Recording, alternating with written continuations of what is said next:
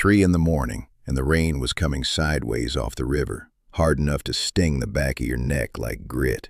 The yard lamps buzzed orange through it, and under one of them, an old man in a soaked canvas coat limped between two stalled wagons, a dented tin thermos in one hand and a clipboard pressed flat to his chest to keep the pages dry. His name, to everyone who bothered to learn it, was Walter Brennan, the Timekeeper, the man who logged what rolled in and what rolled out of the Halloran marshalling yard, that long stretch of rusting track and corrugated sheds bent along a dirty bend of the river where the barges loaded coal and crates and things nobody asked about. He moved slow. The left knee didn't bend right, never had far as anyone here knew, so he sort of dragged it, planted the cane of his own bad leg, and dragged it again. The crew laughed at that walk behind his back, sometimes to his face. "Hey, Walter! Walter! You alive in there?" 3 of them stepped out from the lee of a boxcar, collars up, cigarettes glowing. The big one was Tibbs, the yardmaster, a slab of a man with hands like coal shovels. He flicked his cigarette, and the ash sailed and landed, hissing, right in the old man's open thermos. "Oops," Tibbs said, grinning. "Coffee's seasoned now. Drink up." The old man didn't drink up. He didn't say anything. He just lowered his eyes to the wet gravel, the way a dog does when it's learned what raising them costs. "Drop your light under there?" Tibbs nodded at the coupling, that black gap of grease and steel between the wagons, where a man could lose a hand if the slack ran out. He held up a cheap lighter, then tossed it under, deliberate. "Go on, fetch it, earn your wage." And here's the thing you need to hold on to, because everything turns on it. The old man got down, knees in the mud, coat soaking through, that bad leg folding under him with a little wince he let them see. He reached into the dark and the cold under the wagon, fumbling, mumbling something apologetic, while the 3 of them stood over him in the rain and laughed the easy, bored laugh of men who own a place and everyone in it. What they didn't see, what nobody at Halloran ever saw, was that while his fingers were searching the gravel, his eyes were on his wristwatch, the cheap one, the one with the cracked face he never replaced. He was counting the patrol gap, 11 minutes between the night shift sweep and the gate man's smoke break, the exact second the floodlight on the south tower swung off the loading dock. He had it memorized, down to the breath. The clipboard wasn't recording wagons, it was a calendar, and on it, in a hand only he could read, was a number that had been getting smaller every day for a week. He found the lighter, handed it up with a shaking arm, said, "Sorry, sir, sorry," and let them walk away, grinning into the dark. Then he stood, slow, careful, the picture of a beaten old nobody, and looked after them with eyes that were not frightened at all. The men who laughed at the limping timekeeper that night had 8 days left. They just didn't know it yet. Neither did he know everything that was coming, but he knew where to start. If a quiet man pretending to be harmless is the kind of story you stay up for, hit subscribe and tell me in the comments, would you have noticed his eyes? To understand what that old man was doing out there at 3 in the morning, you have to understand the place he was doing it in. The Halloran yard was dying the slow way. Half the sheds had broken windows, and the other half had owners who paid to keep them that way. Coal came in, crates came in, things rolled onto barges in the dark and slid down river, and somewhere in the paperwork, a wagon would be marked lost. A coupling failed, a car rolled off into a flooded siding, a whole load just vanished into the river fog, on paper, and then sold itself somewhere it shouldn't. That was the business. The crew skimmed the lost wagons, and the lost wagons paid for the leather coats and the quiet cars and the envelopes that kept a tired desk sergeant looking the other way. At the top of it sat Desmond Cale. Cale ran the yard from the old signal tower, a brick box up on stilts at the south end, where the windows still had a view of every track. He was a heavy man, soft in the middle now, fond of good whiskey and a long cigar, and he had the kind of stillness that men get when they've stopped having to raise their voice. People raised it for him. Under Cale, there were three. Tibbs, you've met, the yardmaster, the fists. Then there was Marsh, the one who kept the books, a pale, careful man who chewed antacids and trusted numbers more than people. And Coyle, who worked the docks and the river contacts, fast-talking, always sweating, always one deal behind on a debt he didn't mention. To all four of them, the timekeeper was furniture, a broom that walked. You don't watch the broom. Which is exactly why, 2 nights before Tibbs flicked ash in his coffee, a small thing happened that nobody noticed at the time. Cale was up in the tower, going over a manifest by the green lamp on his desk, a long sheet listing what had come down the line that week. And in the margin, beside a wagon that should have quietly disappeared, there was a correction. Neat, level handwriting. A figure crossed out and rewritten so the numbers balanced too well. Initialed even, with 2 small letters that weren't his, weren't Marsh's, weren't anybody's he could place. Cale frowned at it for a long moment, tapped it with his cigar. Then he decided it was Marsh being fussy again, and he turned the page. He shouldn't have turned the page. That handwriting was going to walk through his whole organization like rot through a beam, and by the time he understood whose hand it was, there would be nothing left of his world to save. But that's the end of the thread, and we're still at the start of it. Down on the wet gravel, the old man finished his shift the way he finished every shift. He hung the clipboard on its nail by the gate kiosk. He emptied the ruined coffee into the weeds. He said a soft good night to nobody in particular. And then he walked home through the rain, slow, dragging that leg, a harmless old nothing the whole sleeping town would have sworn it knew. The town was wrong about him. And in a single room above a closed-up tackle shop, behind a door he locked twice, the timekeeper was about to do something that no broom has ever done. The room above the tackle shop smelled of cold tea and machine oil, and that was the way he liked it. One window, painted shut, a narrow bed with a blanket pulled tight as a drum head, a single chair, a hot plate, and a short-wave radio that hissed and crackled, and now and then caught a voice from somewhere far down the coast. He'd boil 1 egg, eat it slow at the little table, and listen to that static like other men listen to music. He wrote nothing down. That was the first rule, and the oldest one. A man who writes things down can be searched, so everything that mattered lived behind his eyes. The patrol times, the wagon numbers, who owed whom, the way Coyle's left hand shook when he lied. All of it, filed away in a head that looked, from the outside, like it could barely remember to button its own coat. Under the 3rd floorboard from the wall, there was a tin box. He never opened it where anyone could see, and tonight he didn't open it at all. He just rested 2 fingers on the loose board for a second, the way you touch a door you're not ready to walk through, and then he stood up. There was a memory he kept on the other side of that board, and it came at him anyway, the way they do. A younger man, clean coat, polished shoes, a badge in a leather wallet that opened with a soft snap, a long station platform under a glass roof. And then a sound, the screech of steel brakes that don't catch, the groan of a wagon coming loose and rolling where no wagon should roll, faster and faster down a wet grade in the dark. He never let the memory finish. He'd learned to cut it off right there, before the part with the smoke, before the part where the papers said a railway man had died on those tracks, and a coffin went into the ground with the wrong name on it, and nobody looked twice. The town buried that man years ago, sent flowers even, and the people who'd arranged for him to be buried slept very well afterward, because a dead inspector files no reports.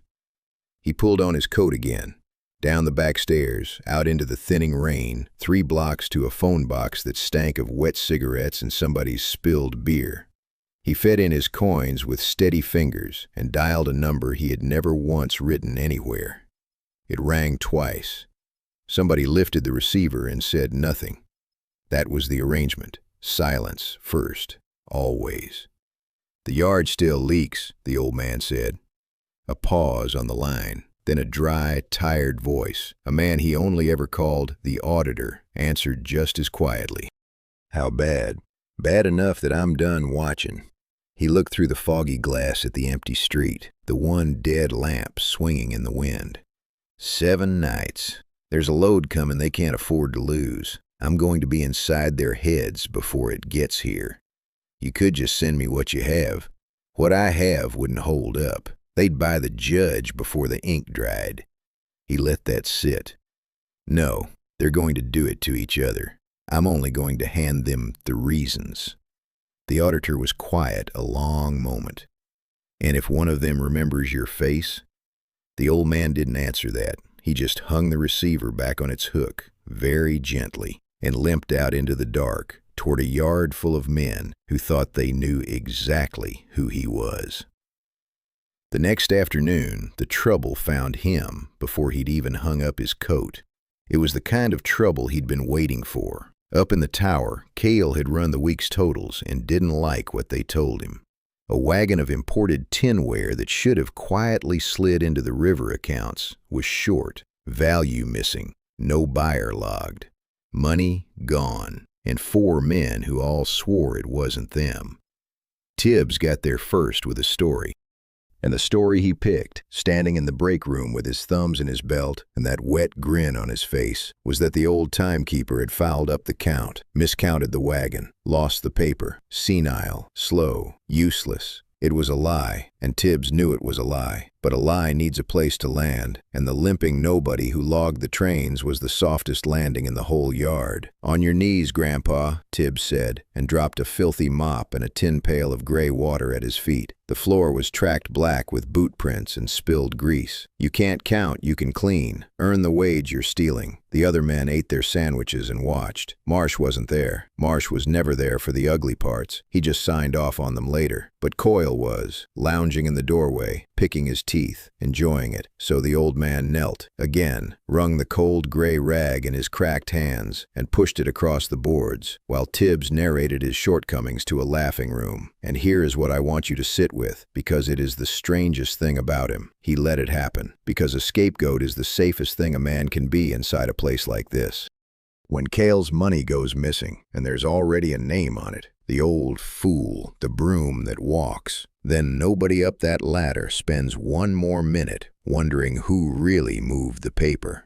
The blame closes over the truth like water over a dropped stone. An invisible man can walk anywhere, and a man everybody's already decided is guilty of being harmless is invisible twice over." He mopped until the floor shone, said his sorries, and shuffled out into the rain. That night, when the south light swung off the dock and the patrol gap opened the way it always did, 11 clean minutes, give or take a breath, he crossed to the locker room. Tibbs's locker hung on a cheap latch any child could lift. From inside his coat, he took out a single slip of paper, a delivery note written in a careful, slanting hand that was not his own ordinary scrawl, a hand he could put on and take off like a glove. It thanked Tibbs, by name, for the private arrangement on the tinware, and it named a price, and it named a buyer Marsh had never heard of. He folded it once, tucked it behind Tibbs's spare gloves, where a careful man going through another man's things would find it, where Marsh would find it. Then he closed the locker without a sound, and stood for a moment in the dark that smelled of sweat and engine grease, listening to the rain on the tin roof. The first piece was placed. Nobody heard it settle, and 4 men who just watched an old fool scrub their floor had no idea one of them had already started counting backward toward the end. Now, you've heard me call him an old fool with a mop, and you've heard a dead man's memory rattle around behind a loose floorboard. So before the trap starts springing, let me tell you straight who this limping nobody actually was, because that is the whole heart of it. Years back, long enough that most of these men were small time then, there was a state inspector who worked freight fraud, a reader of paper. He could lay 2 manifests side by side and feel the lie between them, the way you feel a draft from a cracked window. He'd already pulled 3 crews apart at the seams, just with documents and patience, when he got too close to the people who would one day become Cales. They didn't shoot him. Shooting an inspector brings the kind of heat that burns everyone. They did something quieter. A wagon came loose on a wet grade one night, on a siding where that inspector happened to be working alone. By the time anyone reached the wreck, there was a fire, and there was a body, and the body was past telling anyone its name. The report wrote itself, a railway accident, tragic, closed. They put a coffin in the ground and a small notice in the paper, and the men who'd arranged it slept like babies. Because, and this is the part they all believed, every one of them, a dead inspector files no reports. The threat was buried, with flowers on top. Except the man in that coffin was a drifter nobody had missed, and the inspector was 3 towns over by morning, watching his own funeral from across a churchyard wall, with the rain running down his collar. He let himself stay dead. It was the most useful thing that ever happened to him. A dead man can sit in plain sight for years, dragging a bad leg he'd half given himself, logging trains, taking ash in his coffee, waiting for the same rot to grow back the same way it always does. And it had. New names, same disease. That night, after the locker, he made his call from the phone box again. Coins, 2 rings, silence, then the auditor's dry voice. "It's started," the old man said. "Tibbs is holding a note he didn't write. By tomorrow, Marsh will have read it." "You're sure Marsh searches the lockers?" "Marsh trusts a number over a man. He'll check before he tells Cale. That's the whole trick. I don't accuse anyone. I just leave them a reason to accuse each other." A barge horn moaned out on the black water. "The crew does the rest to itself." The auditor was quiet, and then he said the thing that hung over the whole week like a low ceiling. "You've got 7 nights, and 4 men with guns who'd burn this town to keep their cut. If even one of them looks at you twice and remembers a platform and a man who read paper, they won't bother with a wagon and a fire the second time. They'll just put you in the river." The old man watched a single lamp swing in the wind. "Then I'll keep them too busy looking at each other," he said, "to ever look at me." And he hung up and limped home, 6 nights left on a clock only he could see. The reason the old man had given himself only 7 nights, and not a slow, careful month, was sitting in a freight schedule pinned to the dispatcher's board, and he'd read it days ago while pretending to squint at the train times. A big consignment was coming, the kind the crew waits all year for. A long string of cars carrying machine parts and copper fittings off a ship that wasn't supposed to dock where it was docking. On paper, 2 of those wagons would derail into a flooded siding and never be seen again. In truth, they'd be cracked open at the dock and gone downriver before the ink on the report had dried. It was the single biggest skim Cale's people would pull, and it was set for the 7th night. Standing at the board with his clipboard, mumbling numbers under his breath like a tired old clerk, the timekeeper did the only arithmetic that mattered. He couldn't catch them in the act. They owned the act. He couldn't take what he had to a court. They owned the court, or rented it. What he could do was make sure that by the night the big load rolled in, there wasn't a crew left to skim it. Just 4 frightened men who'd stopped trusting the man beside them. Trust is the only thing holding a place like this together. Pull it, and the whole thing comes down on its own weight. So he kept the picture in his head and called it nothing fancier than the clock. 6 nights, then 5, each one a job, each job a small lie laid in exactly the right hand. He worked the way he always had, with the patience of a man who'd already died once and was in no hurry to do anything fast. No threats, no blade, a note here, a shifted ticket there, a word dropped near the right ear and left to grow on its own. And while he counted, the first lie was already doing its work 2 buildings away. In the dim back office, Marsh had found Tibbs's locker open a crack, left that way on purpose, though Marsh would never think so. He'd gone through it the way he went through everything, neat and quiet, antacid chalk on his tongue, and behind the spare gloves his careful fingers had closed on a folded slip of paper. He read it once, the thank you, the private arrangement on the tinware, the price, a buyer's name he'd never logged. He read it twice, Tibbs, skimming on the side, selling out of the back of the operation and pocketing the cut that should have gone in the common pile. The pile Marsh balanced every week and answered to Cale for.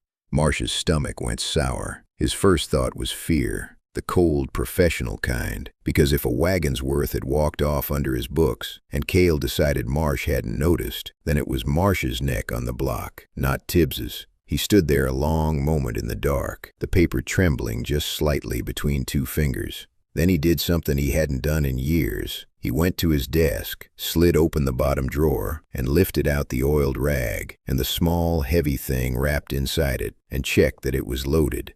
Down on the gravel, an old man hung his clipboard on its nail and went home to boil one egg. He didn't know Marsh had loaded the pistol, but he'd known he would. That was the whole point.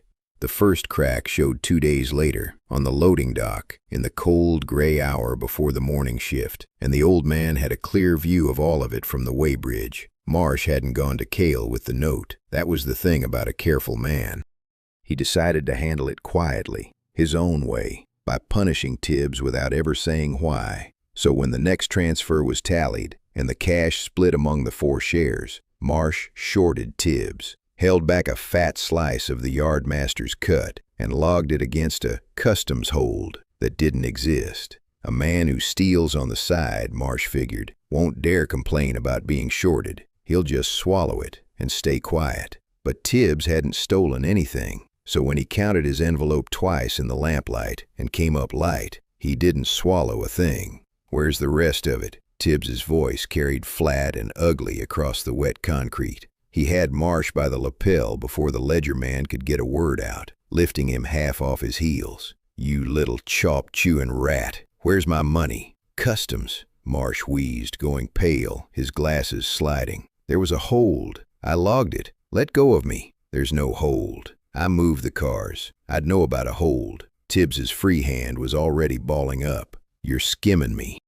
You've been skimming all of us, scratching it into your little books." "Me?" And there it was. Marsh actually laughed, a thin, frightened bark, because the accusation landed exactly backward from where he was sure the truth sat. "You've got some nerve. I know what you sold off the back of that tinware load. I've got it in your own hand." Tibbs' face changed. He had no idea what the man was talking about, and that confusion read, to Marsh, as guilt caught flat-footed. The dock went very quiet under the dripping eaves. A couple of the nightmen drifted closer, not breathing, the way you watch 2 dogs decide. And up in the tower, woken by the noise, Cale appeared on the iron stair in his shirt sleeves, cigar dead in his teeth, and bellowed them apart. He got between them with both hands flat on their chests, shoving, his big, soft body suddenly all command. "Enough! Enough! You 2 settle the books like men, or I'll settle you both." He stood there, breathing hard, his eyes going from one to the other, and for the first time something flickered in him that he didn't like. 2 of his own, snarling over money on his dock, each one swearing the other was the thief. "Somebody in my yard is lying to me," he said, low now, "and I am going to find out who." He turned and saw Coyle hanging back in the shadow of a crane, watching, sweating as ever. "Coyle, you got friends on both books. Find out who's really shorting who. Quiet, and bring it to me, not to them." It was the worst order he could have given, because the moment Cale said one of them to spy on the other 2, he stopped being a boss with 3 lieutenants and became a man surrounded by 3 suspects. Down at the weighbridge, an old timekeeper wrote a careful number in his log and never once looked up. He looked, to anyone glancing his way, completely uninterested in any of it. Coyle, though. Coyle he'd already chosen. Coyle was next, and Coyle didn't know it. Coyle was the easiest of the 4 to work, and the old man had known that from the first week he'd ever watched him. You could read Coyle like a cheap clock. He talked too fast, he laughed at the wrong moment, and he owed money to a rival outfit downriver, the Renner crew, a debt he'd been quietly servicing out of skim he wasn't supposed to be touching. A man already keeping one secret is the easiest man in the world to hang a second one on. So that night, the timekeeper worked late, alone, in the little dispatch room where the carbon flimsies of every shipping ticket got filed. The place smelled of dust and old ink and the rubber rollers of the duplicating machine. By the green desk lamp, he laid out a real ticket, and beside it, a fresh one he'd run himself, in that careful, borrowed hand. The new ticket showed a load of copper fittings, skim cargo, the kind that vanishes, being signed over downriver, to a Renner front, with Coyle's mark on the receiving line. Read it cold, it said one thing. Coyle wasn't just shorting the common pile. Coyle was selling the crew's own goods to the enemy he owed and pocketing the difference to pay down his debt. He did better than hand it to Coyle. He slipped it into the run sheet that Coyle's own errand boy carried up to the dispatcher every morning, so the boy would find it, panic, and not dare to sit on it. Then he killed the lamp and went out into the yard, and that's where the night did something he hadn't arranged. The gate kiosk light was still on. Inside it, on a stool with a thermos and a paperback gone soft at the corners, sat Della, the night shift girl who checked the gate passes. 22, maybe, sharp-eyed, kind in the offhand way of someone who's decided most people are just having a hard week. "Mr. B." She slid the little window open and held out half a sandwich wrapped in wax paper. "You missed the wagon, didn't you? You always miss your supper on the late count. Here, I made 2.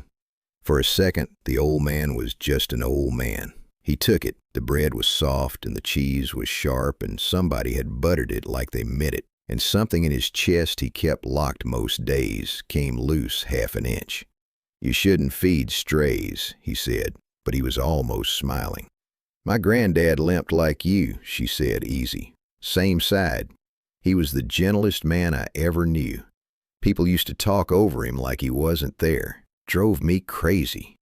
He looked at her then, really looked, and for one bad moment he wanted to tell her to put in for a different shift, to not be here next week. But a warning is a thread, and threads get pulled, and a clever man, going through who knew what she knew, could unravel her along with everything else. "Eat your own supper," he said instead, gently. "It's a long night." He limped off into the dark, and behind him, the kiosk light burned small and warm against all that wet black river. By morning, Coyle's errand boy had the forged ticket in his shaking hands, and the boy, terrified of being blamed for a thing he didn't understand, didn't take it to Coyle at all. He took it straight up the iron stair, to Cale, which meant the lie about Coyle was now climbing the ladder entirely on its own legs, and the old man hadn't had to lift a finger to send it. By the next dawn, Cale had 2 pieces of paper on his desk and 3 men he no longer trusted, and a frightened boss does the thing every frightened boss does. He clamps down. The word came at shift change, passed man to man through the rain. Lockdown. Nobody moved through the yard alone anymore. Every coat got patted at the gate. The side doors that had stood open for years were chained, and a man with a flashlight walked the fence every half hour. Cale had decided that if his own people were lying to him, then nobody set foot anywhere without an eye on them. It should have ruined the old man's whole game. The patrol gaps he'd timed down to the breath, the open lockers, the quiet dispatch room, all of it shut tight in a single morning. Should have. But here is the gift the lockdown handed him, and he'd half counted on it. A lockdown searches the suspects. A lockdown watches the men with shares and guns and grudges. Nobody watches the broom. The limping old timekeeper still shuffled gate to weighbridge to dispatch with his clipboard, because somebody has to log the trains, lockdown or not, and a senile cripple was the one body in that yard nobody bothered to follow. His leash had shortened. His cover had become his pass. The guns came out where they used to stay hidden. You'd see Tibbs with his coat pulled back so the grip showed. You'd see Marsh's drawer left open a crack. Coyle had stopped sleeping. You could tell by the gray under his eyes and the way his hand shook, lighting his smokes. 3 men, each now certain that one of the other 2 was robbing the pile, and a boss above them all, turning slowly, like a weather vane in a rising wind, trying to feel which way the betrayal blew. Then, at the gate, Tibbs decided to make a show of it. It was the second morning of the lockdown, and the yardmaster was in a black mood, and the old man came shuffling up to be searched like everyone else. Tibbs didn't wave him through. He grabbed the canvas coat by the collar and yanked it half off the old shoulders, turning out the pockets right there in the drizzle, while two of the nightmen watched. A stub of pencil, the cracked watch, a heel of yesterday's sandwich, and, folded small, tucked in the lining where a careful search would surely turn it up, a single sheet of paper. The old man let his hands flutter, let his breath catch, let real fear flood up into his face on cue, the way a beaten old nobody's would, because the one thing more convincing than calm is a terror that looks completely earned. I'll tell you the truth, looking afraid was the hardest thing he did all week. Holding still while a brute the size of a door went through your coat, pretending your heart's hammering when it's actually steady as a metronome. That takes more nerve than any forgery. Tibbs unfolded the paper, his lips moved, and his face went from bored to something cold and sharp, because it was a torn half-page of figures in a neat, slanting hand, the kind of hand that keeps a second, hidden set of books, a ledger page. Marsh's work, anyone would swear. "Where'd you get this?" Tibbs said softly, not even really to the old man. And the timekeeper just stammered and pointed a shaking finger off toward the dispatch shed, toward the office where the books were kept, toward Marsh, and said he'd found it on the floor, sir. Only the floor. He was only sweeping. Tibbs took that torn ledger page straight up the iron stair, and he took it for the worst reason a man can. Because it cleared him. Think about where Tibbs stood. Marsh had shorted his cut and called him a thief on the open dock. Now here was a half-page of secret figures in Marsh's own careful hand, swept up off the dispatch floor by a senile old broom who couldn't read it if his life depended on it.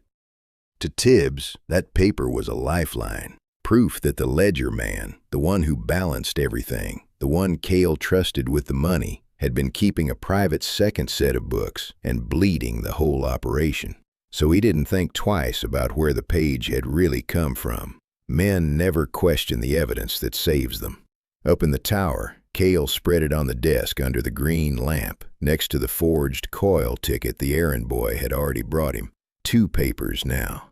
One said Coyle was selling to the enemy downriver. One said Marsh was skimming behind everyone's back. And Tibbs stood there swearing on his mother that he'd touched none of it.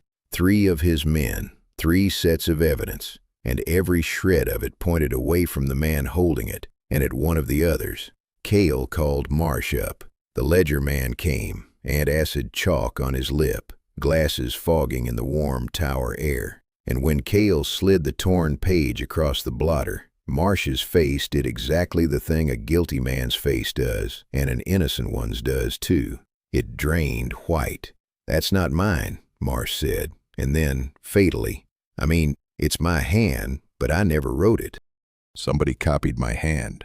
You could see it land wrong the second it left his mouth, because who keeps the books? Who could fake the books? Only the man who writes them. The one person in that room who could forge Marsh's ledger was Marsh. "Copied your hand," Cale repeated, very slow, very quiet, turning his dead cigar. "On a page nobody's seen. That fell on a floor only you've got a key to. Desmond, Mr. Cale, I balanced to the penny. You've checked me for years. I'm checking you now. Here's the cruel beauty of it, and I want you to sit with it, because the old man had built this on purpose." Marsh was the only one of the 4 who understood the numbers well enough to trace the lies back to their source. Marsh, given a free hand and a week, might actually have noticed that 2 separate accusations had been written by the same patient stranger. He was the dangerous one, the reader, and so Marsh was the one Cale took off the board first. "You don't leave the tower," Cale said. "You stay here, where I can see your hands, until I've torn through every book you've ever kept. Pavel, sit on him."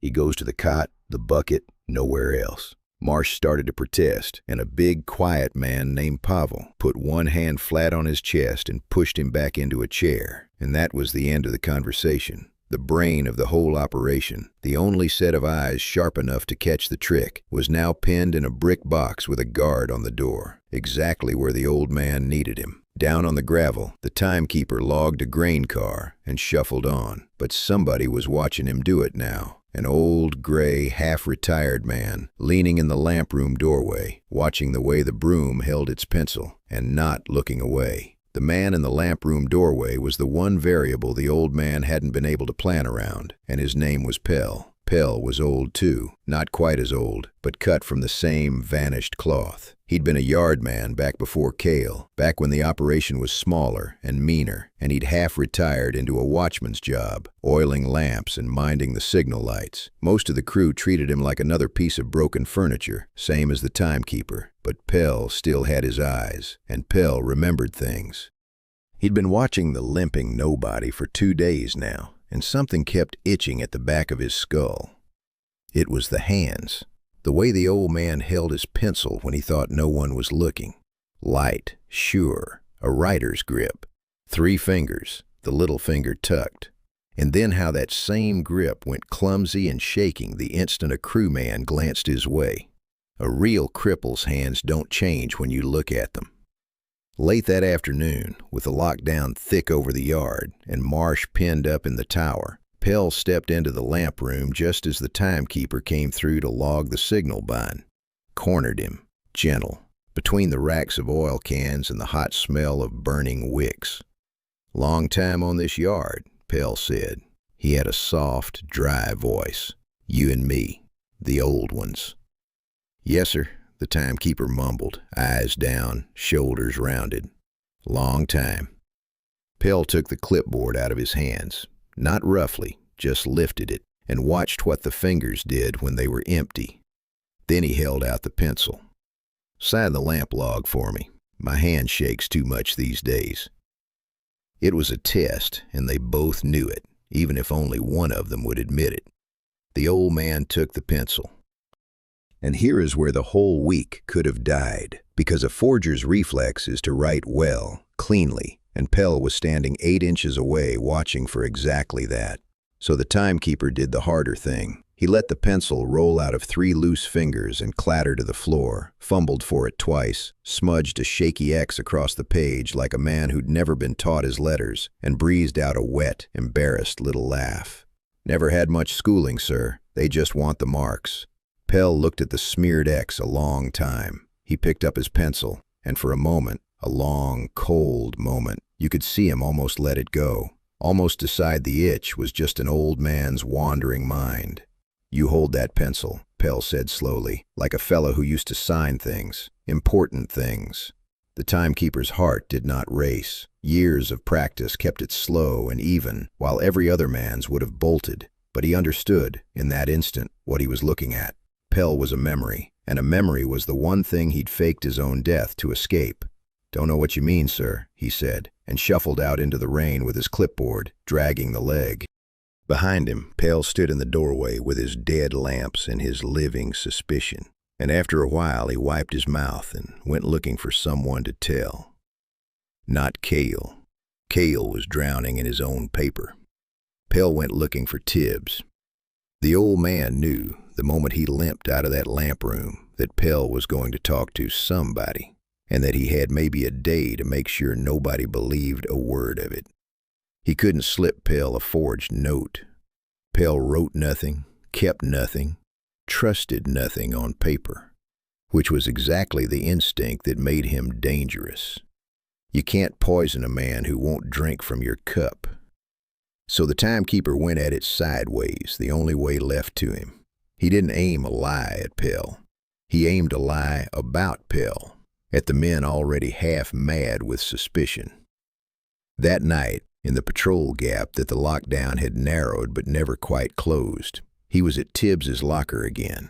One more slip behind the spare gloves, in the same patient borrowed hand. It did something worse for a man like Pell.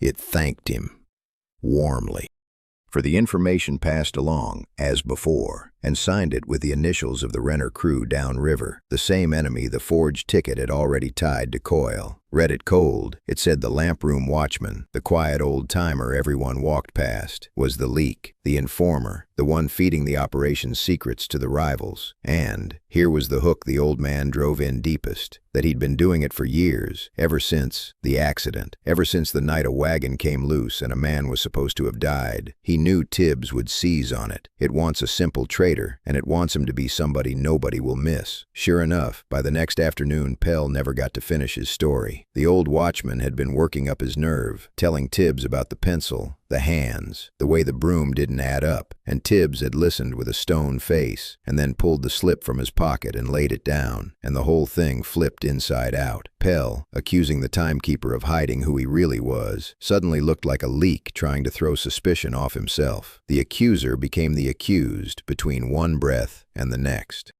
They took Pell into the tower for a talk. The old man, logging a tank car out by the weighbridge, heard the heavy door boom shut across the wet yard, and the rain seemed to come down a little harder after. And here, for the first time all week, I'll tell you the cost showed on his face.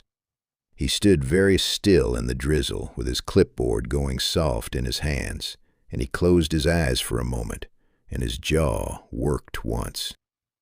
Because Pell hadn't been crew, not really. Pell had just been an old man with good eyes who'd had the bad luck to notice.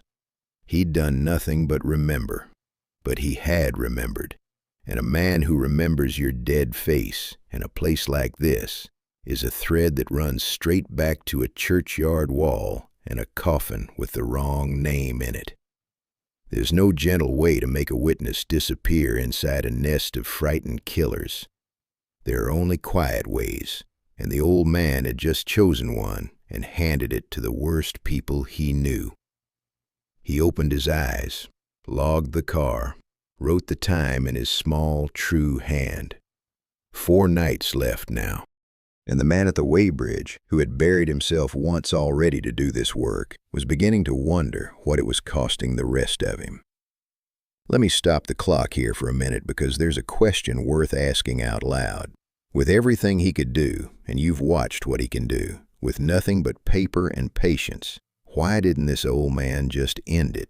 He had options. He could have gone back to the phone box, given the auditor every wagon number and payoff date he'd memorized, and let the law come grind the place down in its own slow way.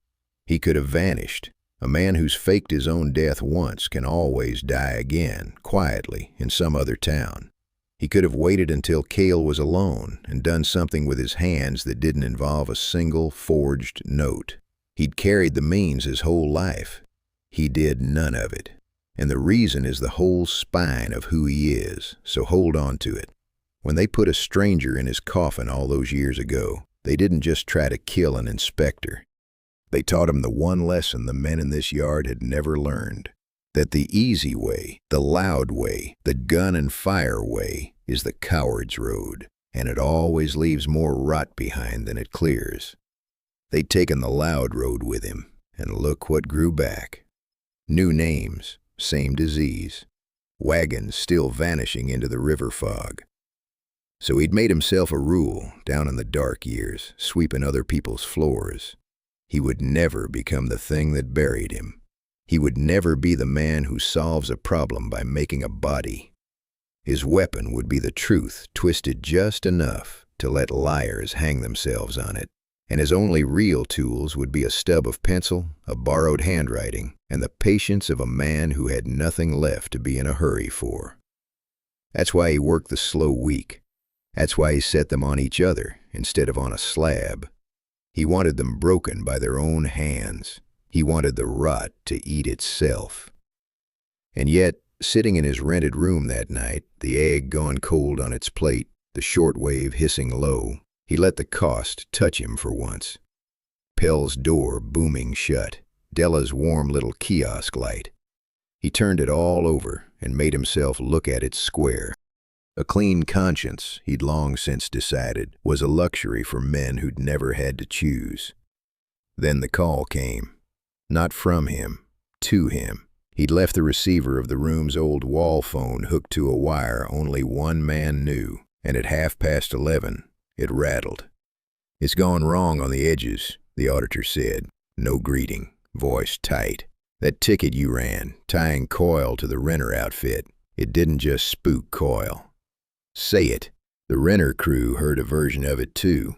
Somebody downriver thinks Cale's people fingered them to the law. They're not waiting to find out. They're moving on the depot. Soon, maybe tomorrow night. With guns, not paper.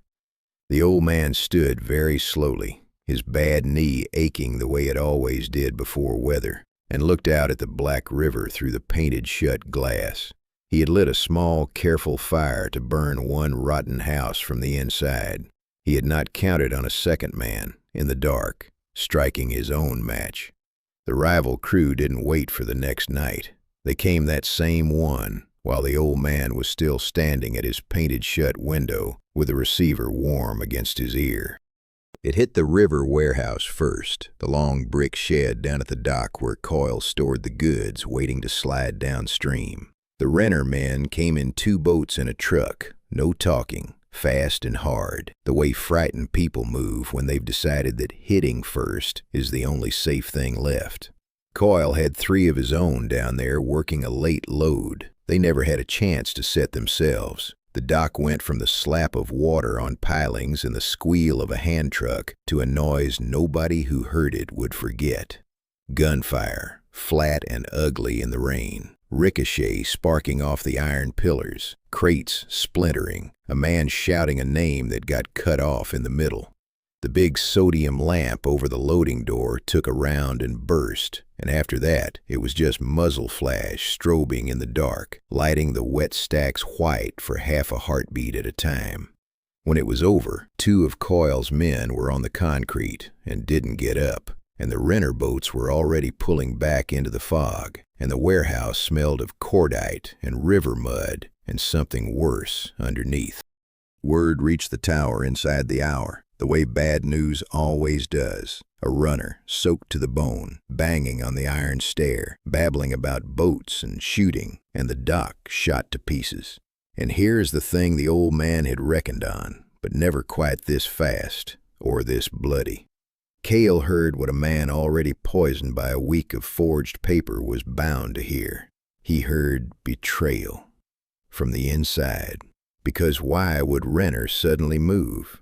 Only if someone had sold them the warehouse. Only if someone inside Cale's own house had told the rivals where and when. The forged ticket tying Coyle to renter sat in Cale's desk like a loaded answer to a question that had just been asked in gunfire. Cale stood at the tower window in his shirt sleeves, watching the far-off smear of light down at the docks, and his soft face had gone to something stony and final. "Coyle," he said, just the name, quiet, like a sentence being read. They dragged Coyle up the stair, sweating, white, stammering before he was even through the door, swearing on everything he had that he'd lost 2 men down there, that he was a victim. Cale let him talk himself empty. Then he laid the forged ticket on the desk where the lamp would hit it, and watched Coyle's own face read his own name on the receiving line in a hand he'd swear he never wrote. "2 of mine are dead on that dock," Coyle whispered. "I wouldn't. Then you've got till dawn to bring me the man who did this." Cale's voice never rose, which was worse. "The real one. You bring me the traitor by first light, or I decide it was you, and we settle it the short way. Understand me?" Down in his rented room, 3 blocks and a world away, the old man hung up the wall phone and stood a long moment in the dark. His careful little fire had jumped its lines. 2 men dead who weren't part of his arithmetic, and a frightened, cornered Coyle now sent out into the night with one job: find a traitor by dawn, or become one.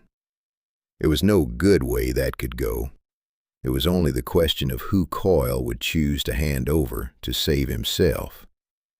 Coyle spent the worst hours of his life in the back of a parked car at the edge of the yard, and somewhere before 3 in the morning, he made the choice every cornered man eventually makes. He decided to live. He had until dawn to deliver a traitor, and he didn't have one, because the truth was that no man in the crew had sold them out. But Coyle didn't know that. All he knew was that if he walked into the tower empty-handed, Cale would decide the traitor was him. So he did the math that fear always does. Better to hand over somebody else than to be the somebody. And the name that fit best was Tibbs. Think about why. Tibbs was the muscle, the loud one, the one who'd already been at Marsh's throat on the dock. Half the crew had watched them go at each other. If anybody would burn the operation out of spite or greed, the men would believe it of the yardmaster before any of them. Pin it on Tibbs and the story practically told itself. So Coyle set out to do exactly the thing that had been done to him. He went to manufacture proof. And here is the bitter little joke of the whole week, the kind you only laugh at sideways. Coyle had spent days now living inside a fog of forged paper, a thank you note, a doctored ticket, a torn ledger page, every one of them planted by a patient old hand he'd never once suspected. He'd watched those papers work. He'd seen how a single slip of writing in the right pocket could turn a man into a corpse in waiting. He had, without ever knowing it, been taught the craft. Now he sat in that car with a borrowed pen and a blank delivery pad, sweat dripping off his nose, and he tried to forge it himself. He wrote a note in what he hoped looked like Tibbs' heavy scrawl, tying the yardmaster to the renter crew, dating it before the warehouse hit. It was clumsy work, the hand too even, the phrasing wrong, the kind of thing the old man would have caught and burned in a heartbeat. But Coyle was a frightened amateur, copying a master he didn't know he had. He folded it, and he told himself it would hold long enough to save his neck. He never noticed the gate kiosk light was still on. He never thought about who else was awake at that hour. Della had been sent home when the shooting started. The gate was chained, the yard locked tight, but she'd come back for the coat she'd left, slipped in the side way she knew, and she was crouched behind the kiosk counter waiting for the rain to ease when Coyle's car door cracked open 2 yards away, and she heard him muttering to himself, heard him rehearsing it. Heard the word Tibbs, and the word Renner, and the words, "I'm sorry, but it's you or me." She went cold all over. This wasn't her world. She counted gate passes and made 2 sandwiches, because making one felt lonely. But she understood enough to know she'd just heard a man rehearse a lie that would get somebody killed. And when the rain finally thinned, and she crept out and made her shaking way off the yard, there was exactly one person in this whole rotten place she half trusted. One person who'd ever looked at her like she was a human being and not a fixture. The old man, Mr. B. So now the timekeeper, who held 100 false secrets, was about to be handed a true one by the one soul he'd been trying to keep clear of all of it. She found him at the bottom of the back stairs of the tackle shop, just as gray light was starting to soak into the rain, because she didn't know where else a man like him might go to ground. Mr. B. Her voice came out cracked. She was soaked through, shaking, mascara run down to her jaw. There was shooting at the dock, and I went back for my coat, and I heard Coyle. He's writing something about Tibbs. He's going to give Tibbs to Mr. Cale, so they don't kill him instead. And people are dead, and I don't. The old man came down the last 2 steps and steadied her by the elbows, and the limp wasn't quite there in the way he moved, but she was too rattled to notice. "Slow," he said, gentle as a hand on a frightened animal. "Breathe. You did right coming here. You did nothing wrong tonight, you hear me?" "I just count the gate," she said, and a sob got loose. "I make 2 sandwiches. I'm not part of this." "No," he agreed, "you're not, and I'm going to make sure you stay that way. Now I'll tell you something about this old man you might have started to doubt after Pell in the warehouse. There were lines even he wouldn't let the weak cross. He could send hard men to ruin each other and sleep on it. But this girl, with her wax paper sandwiches and her granddad who limped on the same side, she was the one thing in that whole rotten yard he refused to feed into the machine. So he didn't tell her to hide. Hiding gets people found. He took her up to his bare little room, set her in the one chair, put a cup of something hot in her hands, and then he sat at his table with a pad and that quiet, sure pencil grip he never let the crew see, and he wrote. Not a forgery this time, a transfer order, crisp, official-looking, on a yard form, moving one gate clerk, effective immediately, to a depot 200 miles up the line. Travel voucher attached, a real train leaving at 6. He pressed a fold of money into the envelope with it, money that was his own and clean. "This says you've been reassigned," he told her. "Nobody questions paper that tells them what they expect. You get on the 6 o'clock and you don't come back. Not for the coat, not for the last pay, not for anything. You go back to that schooling you mentioned. You build something out where nobody's afraid all the time." Her eyes filled. "What about you? Who are you really, Mr. B?" For a long moment he didn't answer. The shortwave hissed low. Outside, the first delivery truck of the morning ground past on the wet street. "Somebody they thought they'd already buried," he said finally. "That's all. That's enough." She didn't understand it. He could see she didn't, but she was too tired and too scared to push, and that was its own mercy. He walked her to the station himself, a slow old man and a young woman, 2 umbrellas in the rain, and he stood on the platform until the 6 o'clock pulled out, with her small white face at the window. The checkpoint at the yard gate sealed for the dawn count not 90 seconds later. She was clear of it. Whatever happened now, she was clear. And the old man turned back toward the yard, where Coyle's clumsy forgery was already climbing the iron stair, and where Tibbs had perhaps an hour left as a free man. By the time the old man limped back through the gate for the morning count, it was already happening in the tower, and you could feel it across the whole wet yard like a change in the air before a storm. Coyle had gone up the iron stair at first light with his clumsy forgery and a story he'd rehearsed in a parked car. He laid the note on Cale's desk, the heavy, awkward scrawl meant to look like Tibbs's hand, dated before the warehouse hit, tying the yardmaster to the renter crew. He spread his arms wide and swore it was Tibbs who'd sold him. Tibbs who'd gotten 2 men killed on that dock. Tibbs who'd been bleeding the pile all along. A week earlier, Cale might have squinted at that note, might have noticed the hand was too even, the words wrong. But a week earlier, Cale hadn't been living inside a fog of forged paper. Now his desk already held a torn ledger page and a doctored ticket and a dead man's warehouse, and one more sheet of writing that pointed at one of his own, slid into that pile like a key into a lock that had been waiting all night to turn. It fit because Cale wanted it to fit. He had to bury this in somebody. And Tibbs, loud, violent, the man who'd had Marsh by the lapels on the open dock, was the easiest body in the world to bury it in. "Bring me Tibbs," Cale said. They took him in the yard office below the tower, 4 of them, and it was ugly.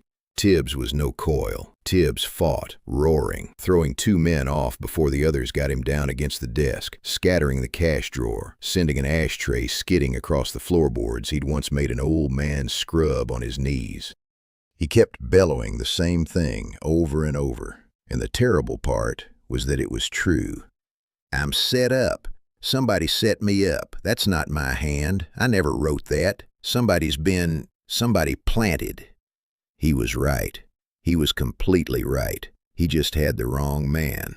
He thought it was Coyle's doing, or Marsh's, and he was screaming at the only people in the room who could believe him, while the actual hand that had ruined them all logged a grain car 40 yards away in the rain.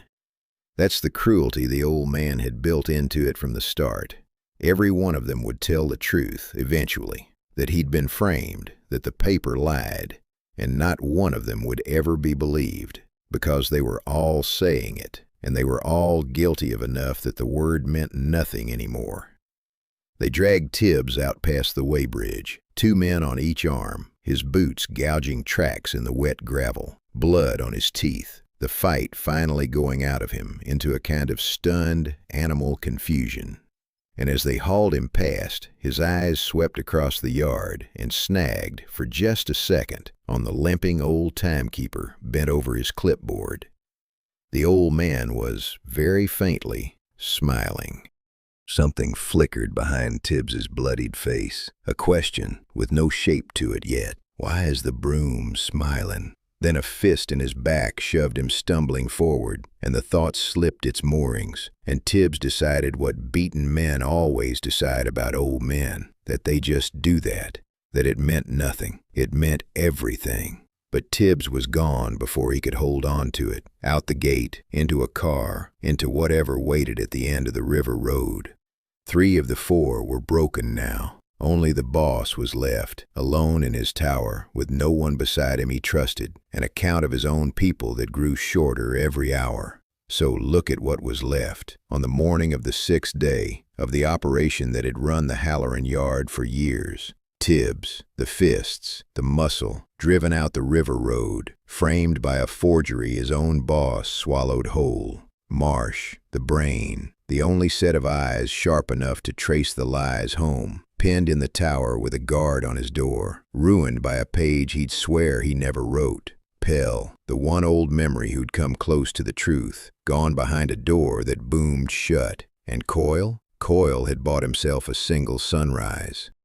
But the thing about handing your boss a frame is that your boss never quite trusts you again afterward, because now he's watched you sell a partner to save your own skin, and a man who'll do it once will do it twice.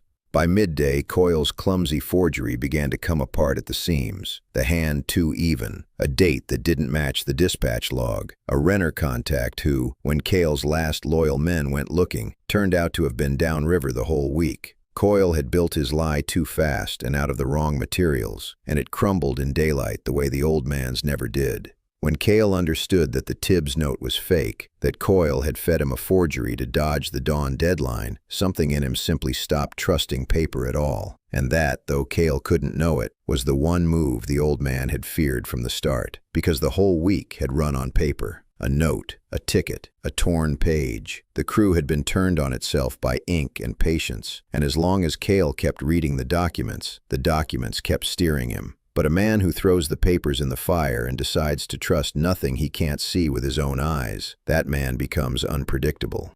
You can't forge your way past a boss who's stopped believing in writing. Cale stood alone in the tower at dusk, the green lamp throwing his heavy shadow long across the wall. Down in the yard, the lockdown had thinned to nothing, because there was hardly anyone left to lock down. Word had spread, Tibbs run off, Marsh caged, the dock shot to pieces, the pay gone with the warehouse cash. Men don't stay loyal to a sinking house when the wages stop. They drifted off through the rain in 2s and 3s, taking what they could carry, until the great rusting yard had gone quiet as a graveyard. He had no lieutenants left he trusted. He had a handful of frightened men, an empty safe, a brain locked in a cot upstairs he no longer believed, and the cold certainty that someone in his own house had done all of this to him. So Cale decided he would do the thing himself. No more reports, no more notes slid under doors. He would walk his own yard, man by man, face by face, and look each one in the eye until he found the rot with his own 2 hands. He pulled on his coat, he checked the heavy revolver in the desk drawer, and he started down the iron stair into the dark, dripping yard, to begin with the one man who'd been there through every single night of it, through Tibbs, through Marsh, through the warehouse, through all of it, quietly logging the trains. The Timekeeper.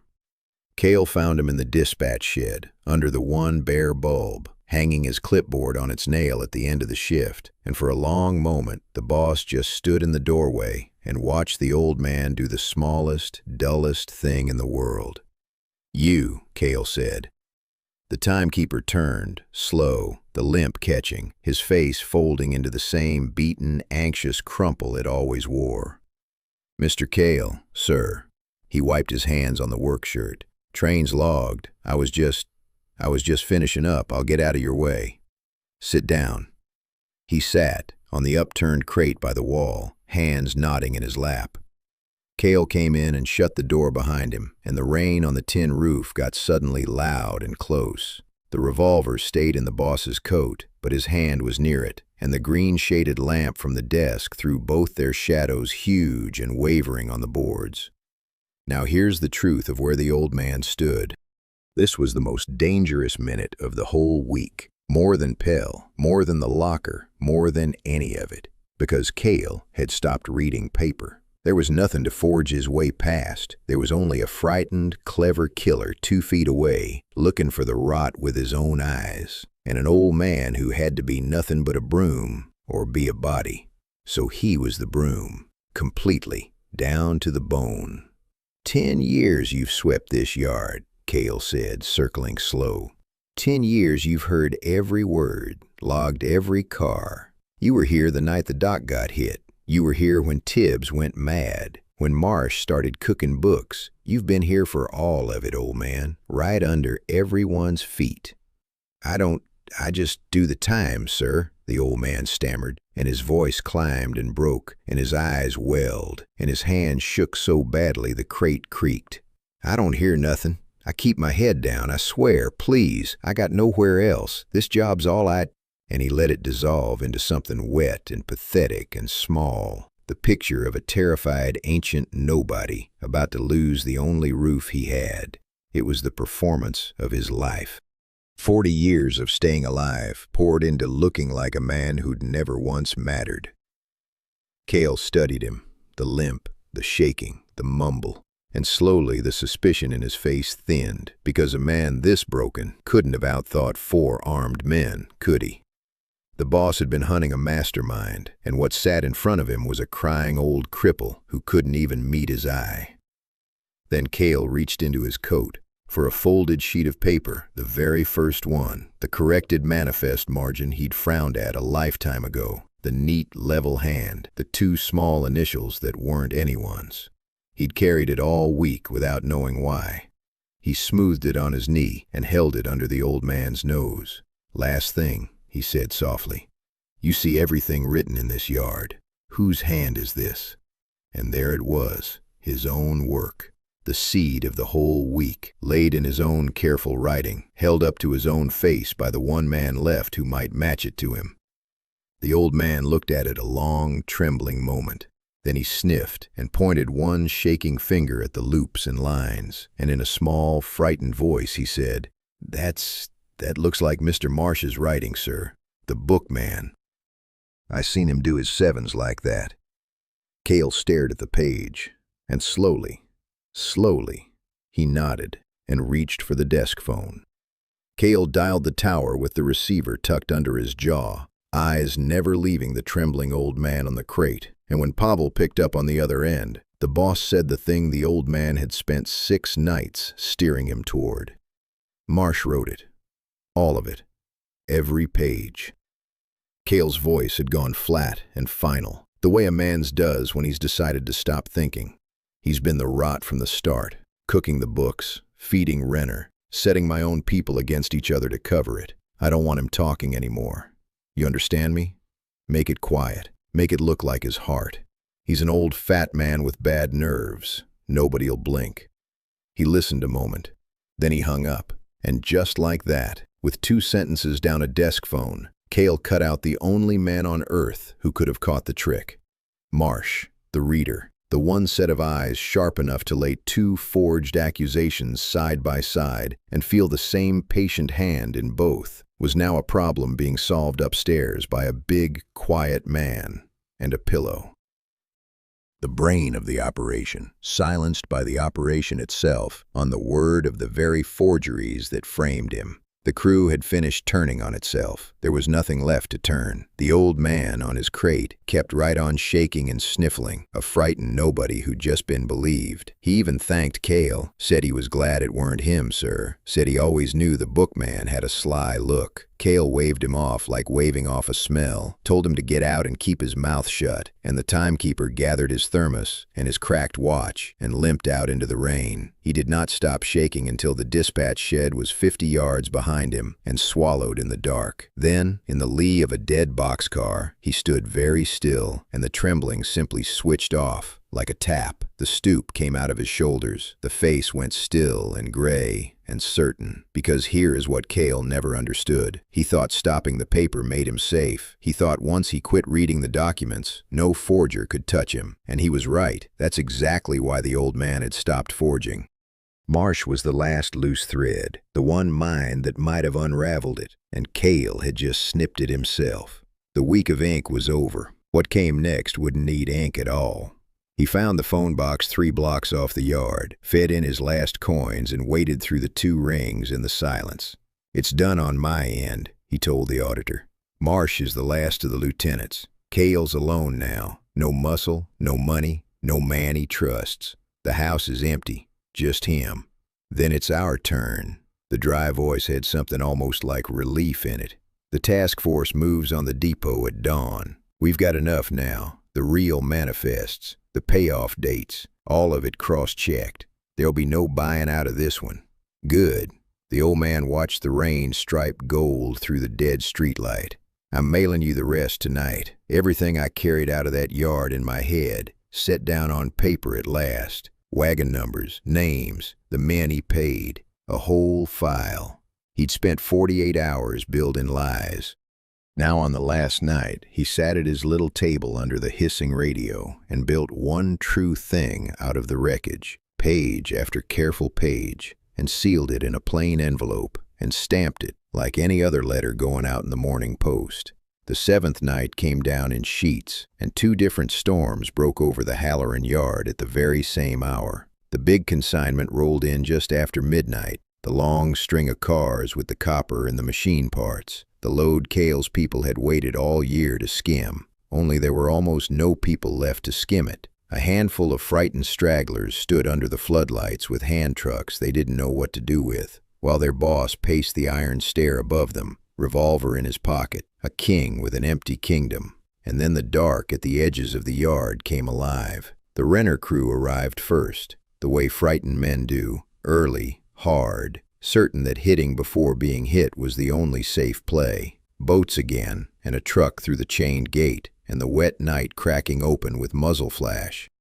They'd come to finish what the warehouse started, to wipe out the people they still believed had sold them to the law. But the law was coming too. The old man's plain stamped envelope had done its slow work, and at the same ragged hour, headlights came pouring down the access road. The task force, sirens swallowed by the rain until the last second, then screaming, floodlights swinging huge and white across the rails. What followed was chaos with no center to it. 2 outfits who each thought the other was a betrayal, and the state arriving on top of both. Gunfire flat and ugly off the boxcars, men scattering through the puddles, a hand truck overturning with a crash of spilled copper, somebody shouting orders nobody followed, floodlight and shadow strobing across the wet steel. And through all of it, untouched, walked an old man with a limp. You have to picture it to understand what he was. Hard men were diving for cover, the rivals and the stragglers and the statespeople, all tangled in the rain. And a stooped figure in a gray coat moved between them at his own slow pace, the picture of a confused old caretaker caught out past his bedtime, and not one person on any side wasted a bullet or a thought on the broom. He had spent 10 years making himself the one body in this yard that nobody ever stopped. Now that gift carried him straight through a gunfight like a ghost through a wall. He wasn't running at all. He was walking to the signal tower, because there was one thing left to finish, and it was up those iron stairs. Up there, Cale had bolted himself in. He'd watched his last few men throw down their tools and bolt into the dark the second the sirens hit. He'd watched the Renner guns and the state lights converge on the only thing that could still save him, the one set of books that could buy a deal. Name names, trade his way to mercy, the big copper skim, his escape. He spun the dial of the wall safe with shaking, sweating fingers, hauled the heavy door open, and the safe was empty. No books, no cash. Nothing but a single, folded slip of paper sitting square in the middle of the steel shelf, waiting for him in the strobing red and white light through the window. He snatched it up. He read the neat, level hand he had carried in his coat all week, without ever knowing whose it was. It said only, "The yard always leaks from the top. W." And below him, the iron stairs began, very slowly, to creak under a dragging step. The door at the top of the tower stair swung open, and Cale turned with the revolver up and his back to the empty safe, expecting a Renner gunman or a man in a state vest. He got the Timekeeper, just the Timekeeper. The gray coat dark with rain, the cracked watch, the cane he didn't seem to need anymore. The limp had gone somewhere on the stairs. The stoop was gone too. The man standing in the doorway wasn't the broom that scrubbed the break room floor on its knees.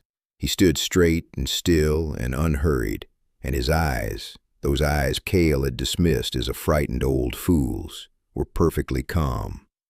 For a long moment, the boss couldn't make the 2 pictures fit. The sirens screamed through the broken window. Red and white light swept the brick walls. And his whole brain bent itself around one impossible idea. "You," Cale breathed. The note in his fist crackled. It was you. Sit down, Desmond. Quiet, even, not a threat in it, which was somehow worse. There's nowhere left to go. Listen. And under the sirens you could hear it. Boots on the gravel below, voices calling positions, the Renner men either down or scattering, the state closing on the tower like a tide coming up a beach.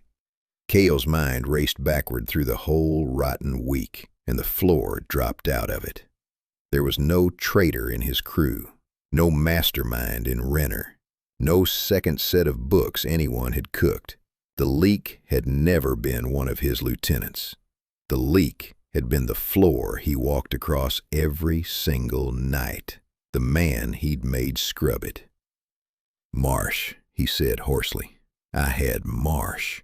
And then horror crawled up his face as he understood that, too. He'd silenced his own best mind on the word of a forgery. He'd done it himself. Every hand that broke his house had been his own, guided by a stub of pencil. He raised the revolver higher, and his arm shook the way it had shaken in the dispatch shed, except now he understood why the old man had looked at his trembling grip and known, to the inch, where the bullet would go. "Who are you?" Cale rasped. "What's your name? Tell me your name." The old man told him.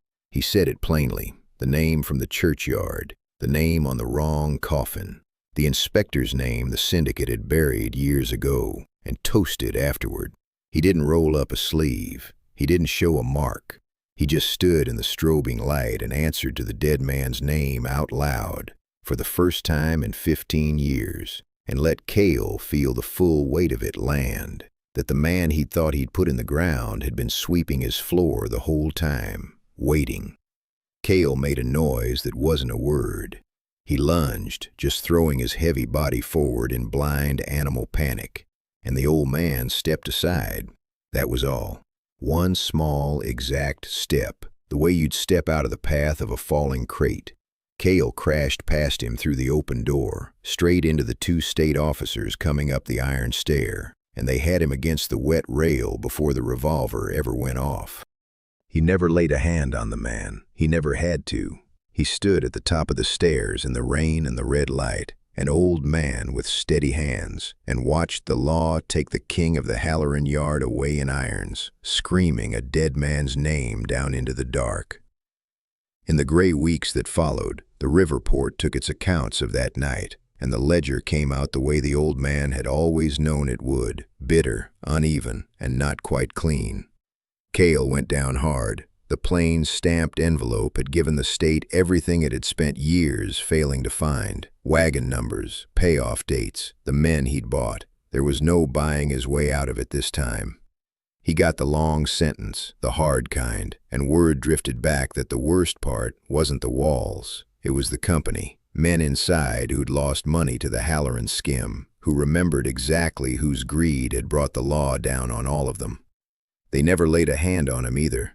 They just let him understand, slow, day by day, that his old life was finished and everyone knew his name. He slept badly. He flinched at every door. He got precisely what the old man had promised, no one in particular, a long, gnawing acquaintance with his own smallness. Coyle made the river before the nets closed and vanished downstream into the world of men with no last name. They say he tends bar 2 towns over and goes white whenever an older fella comes in dragging one leg. He never forgave a debt and never quite paid one. Now he jumps at his own shadow for free. Tibbs surfaced at last, alive, against the odds, dumped on the river road that night and left for someone else's problem. He didn't go back to the trade. Couldn't. The fight had gone out of him on the gravel by the weighbridge and never came back. He swears to this day he was set up, and he's right, and nobody listens, which is its own kind of sense. And Marsh. Here is where I won't tidy it for you, because the old man never tidied it for himself. The thing Cale ordered done in the tower that night got done. The reader, The careful man with the antacids and the level 7s. The one who might have caught the whole trick if he'd been given room. He didn't walk out of the Halloran yard. The old man carried that. Not as a thing he'd meant, but as a thing his work had cost. And he'd known going in there'd be a cost like that, and he'd gone in anyway. A clean conscience, he'd decided long ago, was a luxury for men who'd never had to choose. He didn't get to keep one. He never pretended otherwise. The depot itself went quiet. New people came to run it, dull, honest people with clipboards of their own, and the wagons stopped vanishing into the fog, and the river ports slept a little easier without quite knowing why. But there was one more set of eyes turning over that night, and they belonged to a young investigator off the task force, Reyes, sharp, new to the work, sent to sift the wreckage for anything the reports had missed. She found it in the dispatch shed, the Timekeeper's logbook hanging on its nail. She paged through it under a work light, and the back of her neck went cold. Every entry was accurate, every train, every hour. And in a small, neat, level hand in the margins, somebody had timed the patrol gaps, counted the men, tracked the whole rotten machine, night by night, for a week, like a person keeping perfect records of a crime he meant to bring down, biding his time. "Who was your timekeeper?" she asked. Nobody could quite say. She went looking for him that same afternoon. The room above the shuttered tackle shop was already empty, the bed pulled tight as a drumhead, the egg cup washed and put away. Months later, in a different river town 200 miles down the line, an old man sat on a bench at the end of a quiet quay and watched the barges drift by in the late light. The limp was real now. Age had finally grown into the part he'd worn so long, and the cane wasn't a costume anymore. He took his coffee at the same cafe each morning, tipped the same coins, said good day to the woman who ran the stall. Nobody here had ever heard of a smuggling crew that ate itself in a marshalling yard, or a boss who screamed a dead man's name into the rain. To this town, he was just a quiet old fellow who liked the water. The auditor found him, the way that man always did, a letter, then a call to the cafe phone. The state wanted him back, the dry voice said. There were other ports, other yards, other rotten houses with the same disease growing under the same fresh paint. They needed a reader. They needed his patience. He said, "No." "There's a time for men like us," he told the receiver, looking out at the slow brown river. "It's when there's no law worth the name, and somebody has to keep the floor from rotting through. But the law's coming up now. Real courts, lit offices. Let the young ones build it. A man who keeps living in the dark he was made for never does learn to come up for the light." He hung up before the auditor could argue, and he didn't feel the loss of it. A few weeks after, a postcard reached him with no return address, just a photo of a campus clock tower and 3 lines on the back and a young, looping hand. She'd gotten in. She was studying numbers, of all things. She hoped Mr. B was somewhere with good coffee and quiet water. He read it twice on the bench, and the corner of his mouth lifted.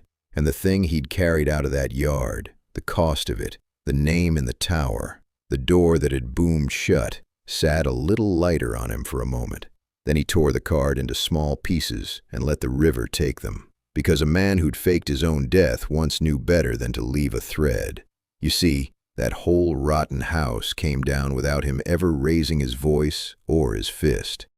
The men who'd made him crawl under a coupling for sport were undone by their own greed, their own fear, their own hands. And that is the truth they never understood. Cruelty that needs a weaker man, kneeling in front of it to feel strong, has already lost. It survives only on the fear it can squeeze out of others, and the moment that fear runs dry, it folds like wet paper. The loudest predator in the yard turned out to be the most fragile thing in it. The barge passed. Its wake spread across the water, caught the last of the sun, and went smooth again, as if nothing had ever been there at all. If a quiet man undoing loud monsters with nothing but patience is the kind of story that keeps you in your chair to the last minute, leave a word below telling me who you think he really was, and stick around, because the river always has another one of these moving down it in the dark.